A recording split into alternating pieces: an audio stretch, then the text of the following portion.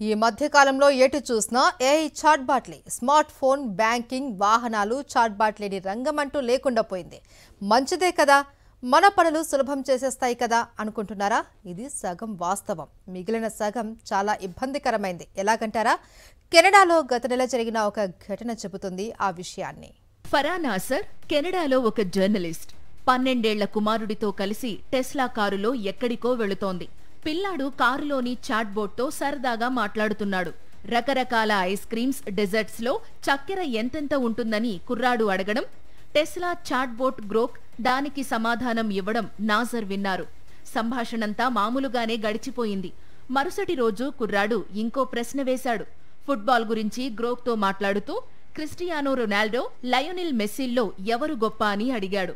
అదే సమయంలో ఆ కుర్రాడు గ్రోక్ వ్యక్తిత్వాన్ని కాస్త గోర్కుకు మార్చేశాడు. సోమరిపోతైన పురుషుడిలా సమాధానాలిస్తుందన్నమాట ఈ పర్సనాలిటీ మోడ్లో. చర్చ ఇలా నడుస్తుండగా సడన్ గా గోర్క్ అడిగిన ప్రశ్నకు నాసర్ బిత్తరపోయింది. ఎందుకంటే 12 ఏళ్ల కుర్రాడ్ని అడగకూడనిది అడిగిందా చాట్ బోట్. నగ్న చిత్రాలు పంపమంది. ఇదే విషయాన్ని వివరిస్తూ నాసర్ తాజాగా ఎక్స్ లో పోస్టు పెట్టారు. ఇలాన్ మస్క్ కు చెందిన టెస్లా ఎలక్ట్రిక్ కార్ల తయారీలో పేరొందిన సంస్థ. ఎక్స్ తో పాటు టెస్లా కార్లలోనూ గ్రోక్ పేరుతో ఒక ఏఐ ఆధారిత చాట్ బోట్ ను ఏర్పాటు చేశారు. ఫ్యాక్ట్ చెక్లతో పాటు ఏదైనా అంశానికి సంబంధించిన అనుమానాలు అడిగి తెలుసుకునే అవకాశం ఉంటుంది.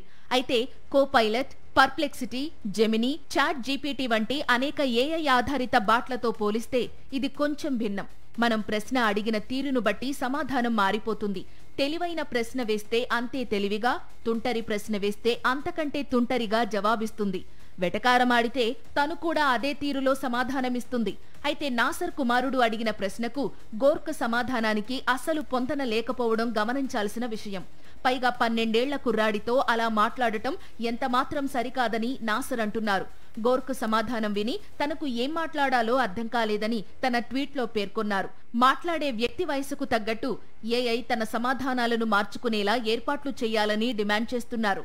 ఈ వ్యవహారమంతా మరోసారి ఏఐ, నైతిక విలువలు, కార్పొరేట్ సంస్థల బాధ్యత అన్న అంశాలపై చర్చకు జీవం పోసింది.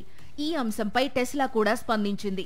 అక్టోబర్ 17న ఈ ఘటన జరిగిందని, పిల్లల భద్రతకు కంపెనీ అత్యధిక ప్రాధాన్యమిస్తుందని స్పష్టం చేసింది. ఇలాంటి పరిణామాలు పునరావృతం కాకుండా ఏఐ చాట్బాట్లలో మార్పులు చేస్తున్నట్లు తెలిపింది. కాగా ఫరా నాసర్ పోస్ట్ ఇప్పుడు ఎక్స్ వేదికపై కనిపించకపోవడం కొసమెరుపు.